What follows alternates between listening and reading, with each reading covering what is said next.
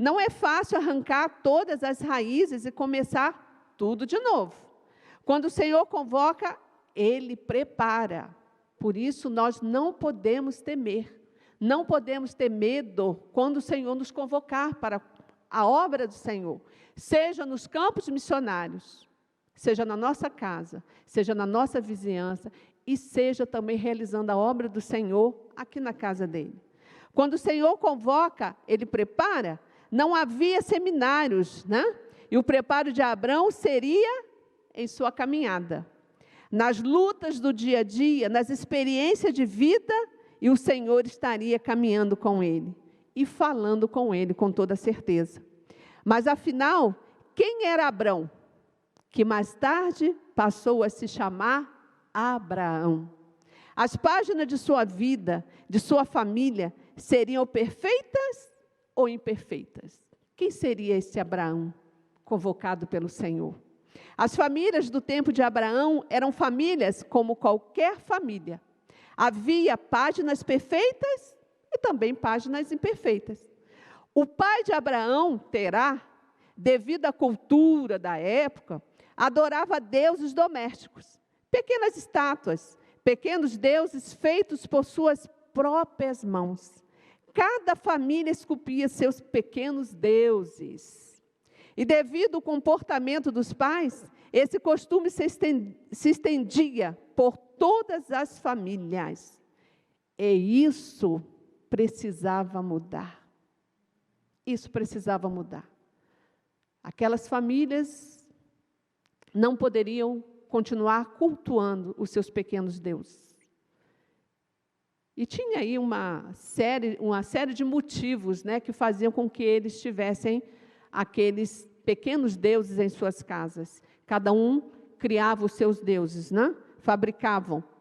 As páginas da família de Abraão eram páginas riscadas, manchadas e sem clareza, por causa da idolatria. Esses pequenos deuses domésticos eram obras de Satanás na vida das famílias. Na vida após a queda do homem, após o pecado, Satanás começou, mais do que depressa, né, tramar para destruir a família. Satanás trabalhou e continua trabalhando na vida do homem. O homem caiu e continua caindo. Caim matou Abel, pois Satanás trabalhou em sua vida, através de seus pais, Adão e Eva. Satanás iniciou a tentativa de destruição da família. E nós podemos perceber isso. Nós podemos perceber como que cada dia que passa, os modelos de famílias estão cada vez mais diferentes daquilo que o Senhor idealizou para nós. Os deuses domésticos vêm justamente do comportamento do homem do Antigo Testamento após a queda. O que faziam esses deuses domésticos? O que eles faziam? Para que o pai de Abrão, Terá, e as famílias daquele tempo as adorassem. O que faziam aquelas estátuas? Aqueles pequenos deuses? Como é que pode, se aquelas estátuas eram feitas de barro, que poder que havia naquelas estátuas que as famílias continuavam, né, adorando? E quando eles queriam descobrir, né, eles buscavam informações através daquelas estátuas, né? Eles realmente adoravam, eles idolatravam. Mas a ação do inimigo na vida daquelas famílias era justamente através daquelas estátuas. Justamente através daquelas estátuas é que o inimigo, né, se apoderava das famílias. Ao invés de adorar deuses do bem, estavam adorando do mal, deuses do mal. Satanás agia nas famílias através da idolatria. E hoje continua. Talvez muitas famílias não tenham um pequeno Deus fabricado por suas mãos. Mas às vezes até uma TV, a gente sabe que ela pode, né, tomar o lugar de Deus na nossa vida. E talvez o celular, né, esteja tomando o lugar de Deus na nossa vida. Não sei. Nós podemos, né, pegar objetos e idolatrá-los de tal maneira que toma-se o lugar de Deus. O pecado mudou as páginas da família perfeita que o Senhor criou. A cada dia, Satanás tem, sim, trabalhado para tirar as famílias do plano, das páginas perfeitas que o Senhor sonhou para elas, para as nossas famílias. Mas, louvado seja o Senhor, pois famílias imperfeitas são, com toda certeza, convocadas pelo Senhor para grandes obras. E a família de Abraão não era perfeita, mas ele convocou. Alguma coisa ele queria, convocando Abraão. Ele estava tirando Abraão do seio da sua família, de uma família que vivia na idolatria. O Senhor desejava continuar sua obra na restauração do homem, trazer o homem novamente para junto dele. Era isso que o Senhor estava querendo. Restaurar o homem é restaurar as páginas imperfeitas da família. Nova página onde o verdadeiro Deus fosse cultuado, adorado e servido. As famílias precisavam abandonar os pequenos deuses domésticos e conhecer o grande Eu Sou, o Deus vivo que salva, que cura da obra maligna de Satanás, na vida do homem e da sua família. Imaginem se Abraão não tivesse obedecido o Senhor. Imaginem. Vamos pensar que Deus, né, não teria outra maneira de resolver isso. Imagine, se Abraão não tivesse deixado a sua casa, a sua parentela, o meio que ele estava para caminhar, sair daquele meio. Porque através de Abraão é que tudo mudou, é que o Evangelho chegou até nós aqui, pelas misericórdias do Senhor. E a gente sabe, né? Que se Abraão tivesse dito não, o Senhor com toda certeza ia providenciar um outro. Porque quando eu digo não para a obra do Senhor, Ele vai levantar outra pessoa, porque a obra não pode parar. O verso 2 nos diz assim: e farei de ti uma grande nação, te abençoarei e engrandecerei o teu nome, e tu serás uma bênção, e tu ser uma bênção. Sabe o que é que o Senhor desejou com a convocação de Abraão? Sabe o que ele queria? Que você seja um grande esposo, que você seja um grande pai, que você seja uma grande esposa, que você seja um grande filho, que você seja uma grande filha. E farei de ti uma grande nação. Abraão permitiu que Deus transformasse as páginas imperfeitas da sua vida em páginas de bênção. Abraão teve fé suficiente para pôr em execução a promessa divina. Te abençoarei, ser tu uma bênção. Abraão só precisou confiar no Senhor. Durante a sua caminhada, passou por muitas lutas, muitas situações. Se a gente fosse aqui contar, né, as experiências de trajetória de Abraão, com toda certeza, né, nós estaríamos louvando a Deus. Os filhos dele, o filho dele, né, porque ele não tinha filho, o filho dele foi Isaque depois, praticamente com 100 anos ele foi pai. E ele também alcançou a promessa, aquilo que o Senhor prometeu para Abraão. Mas teve um momento que Abraão mentiu. Ele mentiu, né? Abraão teve medo de ser morto e nessa experiência percebeu que não há o que temer. Ou seja, ele ficou com medo do rei Abimeleque. A sua esposa Sara era uma mulher muito bonita. E ele sabia que o reino de Abimeleque, né, ficava de olho nas mulheres bonitas. Então ele ficou com medo, e ao invés de dizer, não, ela é minha prima, ela é minha irmã e minha esposa. Ele só disse que era irmã. Ele não falou que era esposa, né? Então ele mentiu. Ele poderia ter dito, ela é minha irmã, mas é também minha esposa. Mas ele ficou com medo de ser morto por Abimeleque. Aí o que aconteceu? Sara foi levada para o castelo de Abimeleque, e quando ele estava quase, tomando ela como mulher, Deus fez com que ele sonhasse. E ele ficou apavorado. E ele chamou Abraão e disse, o que você está fazendo comigo? Você está querendo me destruir? Então, uma mentira. Abraão teve medo de ser morto, mas nesta experiência percebeu que não há o que temer, quando há em sua vida um Deus vivo e verdadeiro. Não há, porquê do medo, não há porquê do medo, quando estamos realizando a obra do Senhor. Muitas vezes nós temos medo de realizar a obra do Senhor. Nós temos medo de falar a verdade para as pessoas que precisam ouvir a verdade. E nós precisamos perder o medo. Nós precisamos confiar que o Senhor está conosco. O verso 3 nos diz, abençoarei o que te abençoarem, e amaldiçoarei quem te amaldiçoar. E todas as famílias da terra serão abençoadas por meio de ti. Olha que responsabilidade de Abraão. O Senhor convocou Abraão para uma nova religião.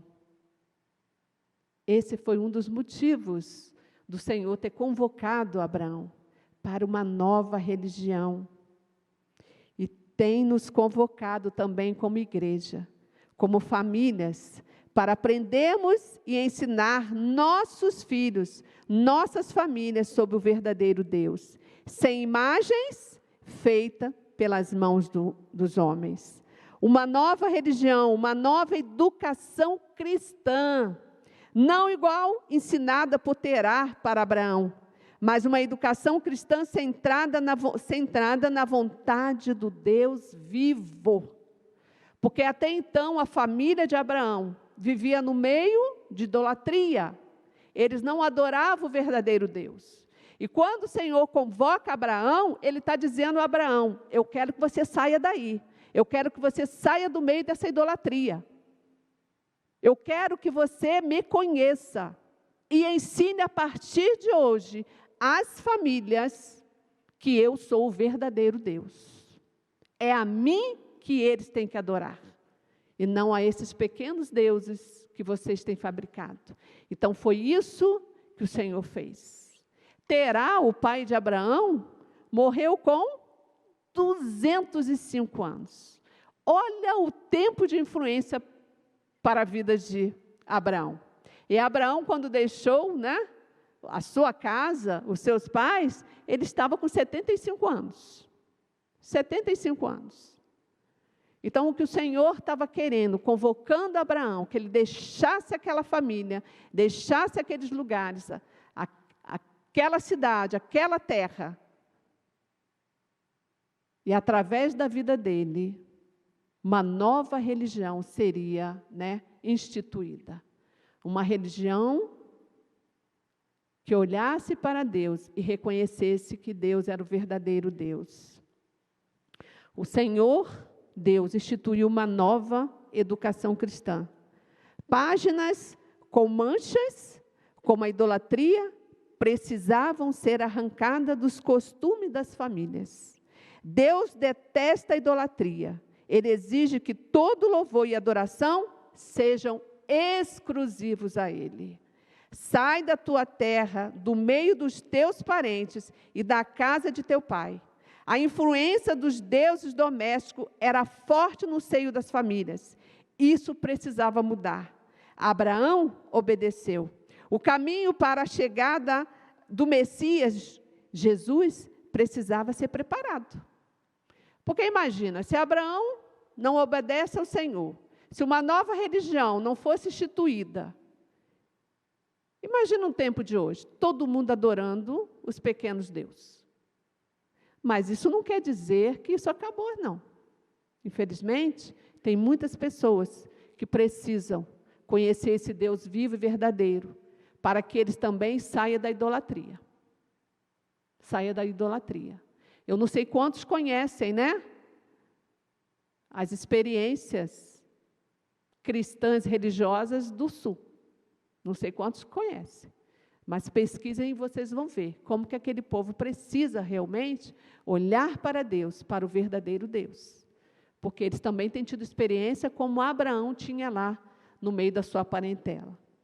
E foi possível porque os planos do Senhor, porém, permanecem para sempre. Os propósitos do seu coração por todas as gerações, né? Então, o caminho para a chegada de Jesus precisava ser preparado. Precisava. Quem é que ia? Da onde é que ia vir, né, o Messias? Da onde que Jesus ia nascer? E a gente sabe que através, né, de Abraão, depois de Abraão, deixa eu olhar aqui, olha, veio Noé, depois veio Abraão. Depois de Abraão, veio Isaac. Depois de Isaac, Jacó. As experiências deles. Depois de Jacó, José. Depois Moisés e depois Josué. Todos eles estavam no caminho para que o povo deixasse a idolatria. Deixasse a idolatria. E o povo de Israel, a gente sabe, estudando a Bíblia, a gente sabe que um dia eles estavam lá confiando no Senhor. Outros dias eles estavam se deixando levar, né, pela idolatria dos outros povos. Então o Senhor estava ali o tempo todo, usando os profetas, usando os líderes, para que a nova religião fosse instituída e que chegasse até o dia de hoje. A educação cristã é a palavra do Senhor. É a palavra do Senhor. E nós precisamos aprender para ensinar. Aprender para ensinar. Eu fico muito triste quando eu sento com um líder para conversar e ele diz que ninguém precisa estudar, que o crente não precisa estudar. Mas a palavra do Senhor nos orienta, que nós temos que estudar a palavra de Deus e nós temos que nos preparar, cada dia mais, estudando. Então, muitas vezes o Senhor está nos convocando para estudar, para aprender mais, e assim pregar o Evangelho, principalmente começando na nossa família. Mas, às vezes, tem pessoas que acham que não precisa estudar. Não, o crente precisa estudar, sim. O Senhor reafirmou a nova religião, um novo olhar para o verdadeiro Deus. A educação cristã é a palavra de Deus no coração do homem e de sua família. Somente a palavra de Deus transforma as páginas imperfeitas do coração humano. Somente a educação cristã, que é a palavra de Deus. Não ensine as verdades de Deus pela metade a seus filhos. Não ensine. Muitas vezes nós achamos que a responsabilidade de ensinar a palavra de Deus é da igreja. Não é. Não é. Quem foi convocado para ensinar a família foi você, pai. Foi você, mãe. Nós, como pais, somos responsáveis.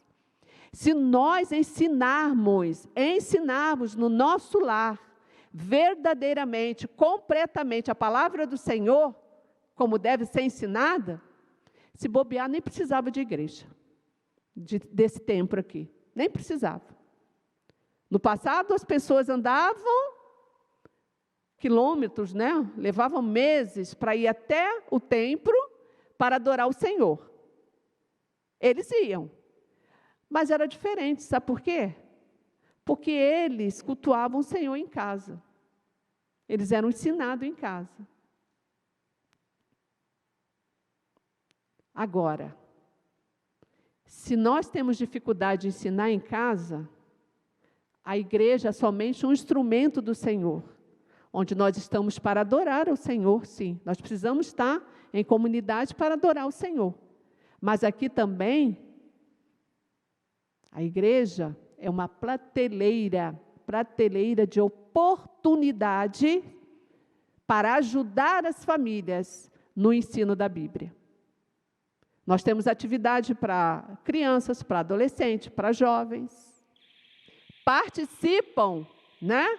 Participam dessas atividades os pais que realmente têm preocupação que os filhos também se engajem no trabalho da igreja. Agora, a responsabilidade só não é do pastor de ensinar a sua família. Não é responsabilidade dos líderes da igreja. A responsabilidade é sua como pai, é sua como mãe. É nossa. É lá que nós precisamos ensinar. E nós estamos perdendo muitas vezes a oportunidade, achando que trazendo as crianças para a igreja e não tendo ensino em casa, é suficiente. Não é. Não é suficiente. Não é suficiente porque a igreja é apenas um instrumento. Quem precisa ensinar é você como pai e como mãe. A família estará em páginas perfeitas. A família estará em páginas perfeitas quando busca conhecer a Deus e a sua vontade. Quando busca conhecer a Deus e a sua vontade. Pode haver brigas, pode haver confusões, mas esta família sempre buscará perdoar um ao outro. Porque ela busca, né, a perfeição, ser perfeita. Porque busca conhecer a Deus. Mas a família estará em páginas imperfeitas quando se esquece de Deus. Quando se esquece do grande e verdadeiro Deus. Quando se deixa levar pelos impulsos da carne. Vivendo como se Deus não existisse, como se pudesse tudo. Sabe aquelas famílias que acham que elas podem tudo? Eu posso tudo. Eu vou trabalhar, vou sustentar minha família, não vai faltar nada. Mas não é bem assim. Porque a palavra de Deus, lá em João 15, 5, nos diz: eu sou a videira, vós sois as varas. Quem permanece em mim e eu nele, esse dá muito fruto, porque sem mim nada podeis fazer. E essa nova religião que o Senhor estava instituindo a partir de Abraão. Ele queria que Abraão, a partir dele, as famílias fossem abençoadas. Quando olhasse para o verdadeiro Deus e cultuasse o verdadeiro Deus. Não aqueles deuses domésticos que estavam sendo criados. E que estava sendo usado por Satanás para atrapalhar as famílias. E nós precisamos orar pelas nossas famílias. Nós precisamos orar pelas famílias cristãs. Porque a cada dia que passa, com toda certeza, o diabo tem atingido essas famílias. As nossas famílias não são perfeitas. Nós temos muitas limitações. Mas nós somos perfeitas. As famílias são perfeitas, porque, com toda certeza, nós procuramos louvar e adorar o Senhor. O Senhor deseja cuidar de você e cuidar também da sua família. Ele deseja te ajudar a escrever novas páginas. Novas páginas. Basta você permitir. Basta você buscar compreender realmente o que o Senhor deseja. Vamos nos colocar de pé e vamos orar? Que o Senhor continue nos abençoando. Que nós possamos sair daqui com a certeza de que o Senhor está cuidando das nossas famílias. E se falta em nós fé para continuarmos confiando no Senhor, nós precisamos buscar. Vamos orar. Senhor, Tu és Deus grandioso, Tu és Deus maravilhoso, Tu és Deus único e verdadeiro. E queremos Te louvar, Senhor, porque apesar de termos na nossa família páginas imperfeitas, nós nos tornamos perfeitas, Senhor, quando nós realmente confiamos no Senhor. Que o Senhor continue sondando os nossos corações como pai, como mãe, como filhos, e tudo aquilo, Senhor, que não tem Te agradado, Senhor. Se há também comportamento de idolatria, Senhor, no seio da nossa família, na minha vida como pai, como mãe, como filhos, que o Teu Espírito Santo possa nos mostrar e que o Senhor possa tirar, Senhor, do seio da nossa família, Senhor. Que possamos realmente compreender, Senhor,